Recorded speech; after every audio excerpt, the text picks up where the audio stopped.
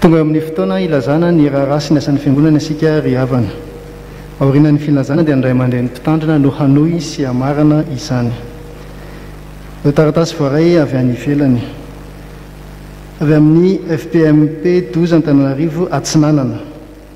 Araka ny efa fantatsika ry havana dia ireo mpanantanterahana ny jobily fisotrondronono Andriamatoa Randehanarivo Maurice Dada izay talehan'ny sekoly Viné Ambomalaza ary taleparitra FPMP 12 mpiandraikitra Foibe ary Brao mpiandraikitra Foibe.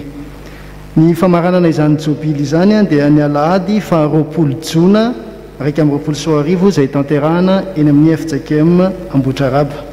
Ny hetsika natao dia ny varotana billet cake izay efa nentina teto amintsika. Ao antsika izay nanjifa izany dia afaka maka izany ao amin'ny fandrarana aorian'ny fanompom-pivavahana. Dia angafintsika samy mitondra ny ticket. Avy amin'ny komity fahafolo taona taleny arsiva. Noho ny fahasoavan'Andriamanitra dia feno 10 taona izao no natale Foibe arsiva sy tranombakoka FJKM Andriamatoa Ravoangina Arsoa Farafanja mpitandrina. Koa dia faly manasa antsika rehetra noho izany ny filohan'ny komity sy ny komity ny fankalazana an'Andriamanitra noho ny fahafolo taona natale azy mba hiara iombom-bavaka sy ifanotrina amin'ny mpiasa iombonana eo anivon'ny FJKM izany. Izany dia ho tanterahana ny sabotsy 9 Mei 2024 amin'ny 7 sasany maraina ao amin'ny FJKM Ambatonakanga. Avy amin'ny Foibe FJKM amin'ny fisaorana sy fankalazan'Andriamanitra noho ny jobily volafotsy 520 taona ny asan'Andriamatoa Ranitrinena Rivolalaina Olivier teo anivon'ny sahany FJKM départementa mpiasa sy vola aide comptable ary fifaliana lehibe ho an'ny Foibe FJKM sy ny komity ary ireo fiangonana 3 hanaovana fankalazana no manasa anareo hiara-sotra an'Andriamanitra sy hifanotrona mandritra ireto fotoana ireto. Ny fanokafana ny jobily dia ny 7 Jona 2024 ao amin'ny FJKM Mandroseza Miray.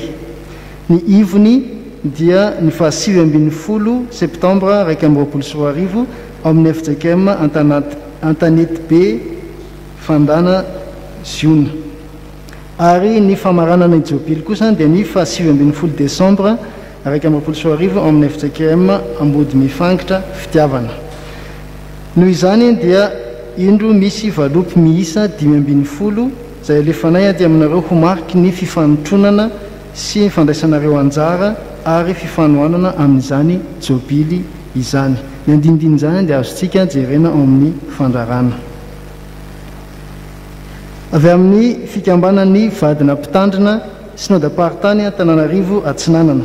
Araka ny tapaka tamin'ny fivorian'ny mpikambana ny 17 Febroary 2024 tao Akandindramamy dia tohizana ny fanaovana fitafiana mitovy amin'ny jobilin'ny président synodaly ka 65 000 ariary mandray vita izany ho an'ny vehivavy. Entina ao amin'ny Ramatoa Filoha ao Akandindramamy izany vola izany manomboka ny 17 Aprily ka hatramin'ny faran'ny volana Mei sady mirefy izay tonga ao. Ny lehilahy kosa dia fehitenda novidiana mitovy ka 15 000 ariary no aterina ao amin'ny Ramatoa Filoha. Ny akanjo mainty ambony ambany ary lobaka fotsy dia samy miantoka ny azy. Ireo vaovao samy hafa araka ny efa fantatsika ry havana dia hanantanteraka rakitra, tokony hanantanteraka rakitra manokana isika ny 12 Aprily ho avy izao mba ho fandraisana anjara amin'ny jobily fisotrondronon'ny président synodaly. Kanefa noho ny antony maro samihafa sy ny fandaminana dia ahemitra izany amin'ny fotoana mahamety azy. Toy izany koa ny mivokatra FDL izay tokony atao amin'ny 12 Aprily ho avy izao dia ahemitra ihany koa izany amin'ny fotoana izay mahamety azy. Taratasy fisaorana avy amin'ny STK. Misaotra an'Andriamanitra lehibe izahay fa totosa soamatsara ny vokatra izay notanterahana tamin'ny alahady heriny lasa teo. Misaotra ny ray aman-dreny mpitandrina sy ny biraon'ny fiangonana ary ny mpikambana rehetra niara-ny asa ho voninahitran'Andriamanitra. Maneho fankasitrahana ny fiangonana manontolo ihany koa nandray anjara tamin'izany vokatra izany.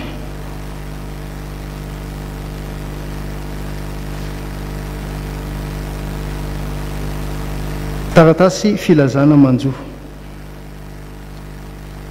amin'ny finoana sy ny fanantenana ny fitanganan'ny tena maty no ampandrenesanay anareo fa ny fodimandry ny ava-malalanay raha lambo arso andriansalama patrika chéri ny zoma faharoa aprily 2024 tamin'ny 17 taonany.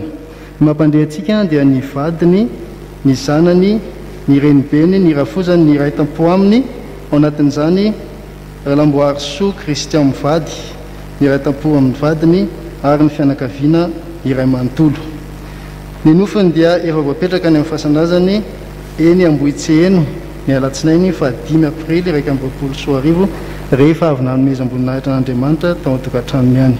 Ny famangina tanterahan'ny fiangonana fampahirezana ny fianakaviana dia ho tanterahana aorian'izao fanompoam-pivavahana izao. Filazana ho an'ny eto anivon'ny fiangonantsika.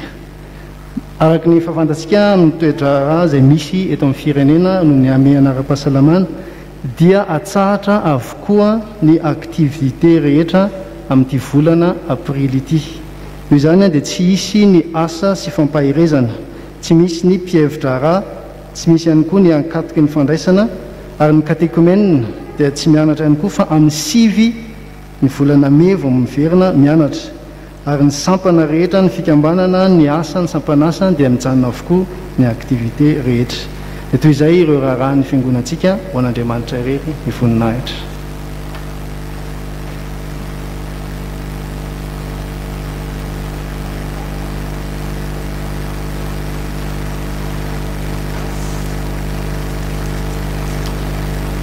Fa izay rehetra naterak'Andriamanitra no maharesy izao tontolo izao, ary io fandresena izao tontolo izao dia ny finoantsika an Jesoa irery ihany. Izany afaka malala no tenin'Andriamanitra entina hiara-bahanantsika rehetra amin'izao fanompoana masina tanterahantsika androany izao.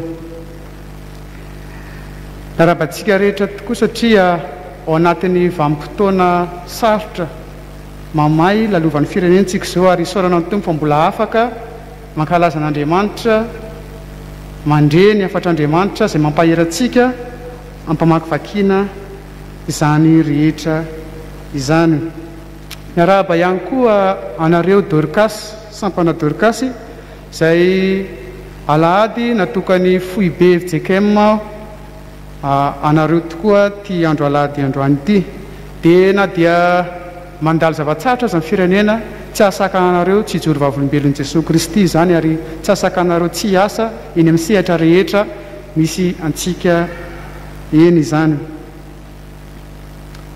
Mpanompon'Andriamanitra natsapa fahasoavana revako manatanteraka rakim-pisaorana, maneky azy amin'ny alianao rehetra fa izy andamina ny lalana oabolana toko 7 ny 9 manolotra eninalina ariary ho any mamry. Dia mahereza trany ravako, mahereza trany, ary aza mitsahatra mifandray amin'Andriamanitra indrindra amin'izao fotoan-tsarotra lalovantsika izao. An'Andriamanitra irery ny voninahitra ho antsika kosa samy fampaherezana izany.